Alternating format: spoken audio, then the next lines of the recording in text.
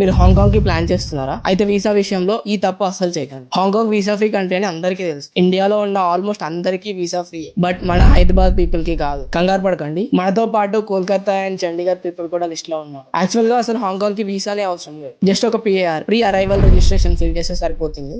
Approval కూడా instant గా వస్తుంది. అండ్ ఆ ఫామ్ ఫిల్ చేసి you can travel Hong Kong without a visa. But problem ఏంటంటే if your passport is issued in Hyderabad, Kolkata and Chandigarh, చాలా కేసెస్ లో పిఏఆర్ ఫిల్ చేసి సబ్మిట్ చేసిన వెంటనే ఇన్స్టాంట్ రిజెక్షన్ వస్తుంది.